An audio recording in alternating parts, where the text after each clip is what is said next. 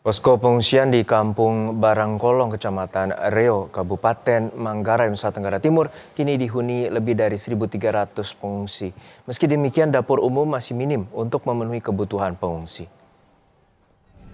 Kelurahan Baru Barat, Kecamatan Reo, diantaranya harus memasak sendiri di tenda pengungsian karena dapur umum yang dibangun belum mampu memenuhi kebutuhan konsumsi pengungsi.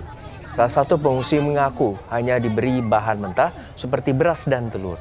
Tidak hanya itu, kebutuhan pokok saat siap pakai untuk anak-anak dan alas tidur juga belum diterimanya sejak ia mengungsi karena rumahnya hancur akibat gempa.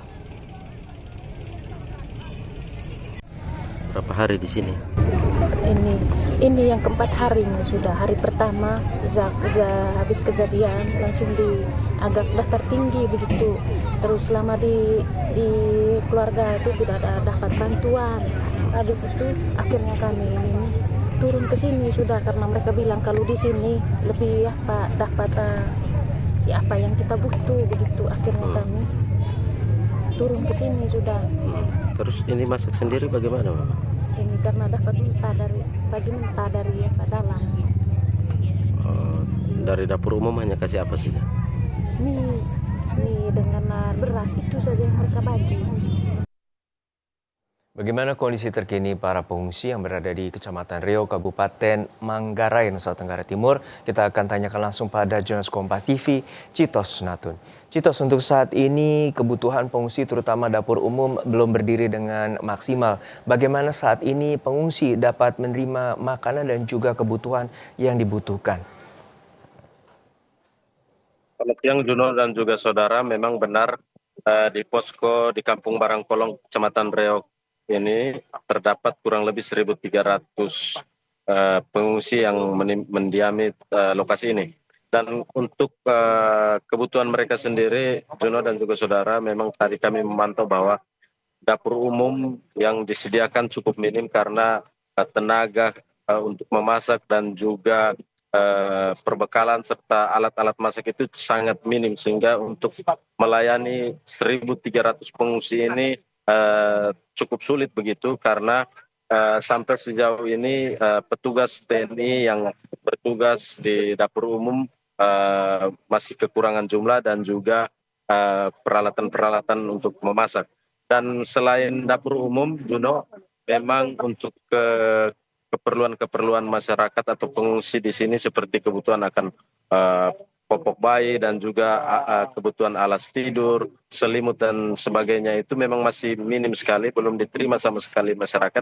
Sehingga hal ini berdampak pada kesehatan masyarakat. Tadi sudah ada mulai warga yang mengeluhkan soal batuk, pilek karena mereka langsung tidur beralaskan tikar ataupun terpal begitu.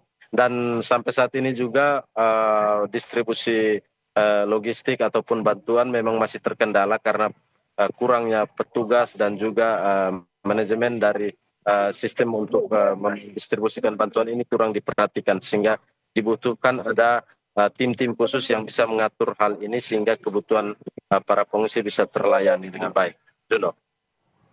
Ya, Citos, untuk saat ini lokasi Kecamatan Reo merupakan salah satu terdampak gempa yang cukup parah. Untuk saat ini seperti apa terutama bantuan ataupun data-data bagi warga yang terluka? Informasinya ada 8 warga yang meninggal, dan seperti apa informasi bagi warga yang mengalami luka-luka dan membutuhkan medis?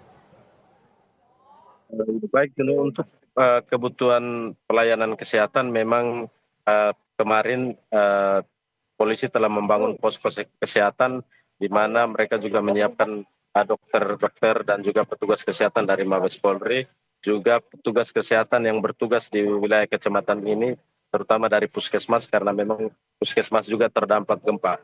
Nah, kalau untuk soal pendataan sendiri, Juno, kami mendapat informasi bahwa di Kecamatan Reok sendiri yang korban meninggal berjumlah kurang lebih 12 orang, dan ini memang korban terbanyak untuk wilayah Kabupaten Manggarai.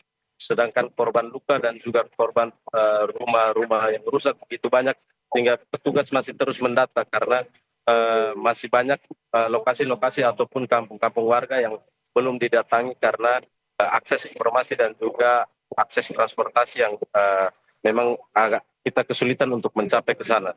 Namun dapat saya laporkan Juno bahwa sampai saat ini di Kecamatan Reok sendiri terdapat 3 posko utama, yaitu di posko Barangkolong tempat saya melaporkan ini, dan juga di posko Conggo, dan juga posko Kota Reo. Dan sampai saat ini masih juga ada pengungsi-pengungsi yang bertahan di posko-posko mandiri. Karena itu diharapkan semua para pengungsi ini bisa didata satu persatu sehingga kebutuhan mereka bisa terlayani dengan baik. Juno. Baik, informasinya Menteri Keuangan dan juga pimpinan Komisi 11 akan mengunjungi kawasan di Manggarai, dan kita harapkan juga bantuan dapat segera tersalurkan terutama di Kecamatan Reo yang salah satu terdampak parah gempa bumi di NTT. Terima kasih rekan Citos Natun dari Kabupaten Manggarai, Nusa Tenggara Timur.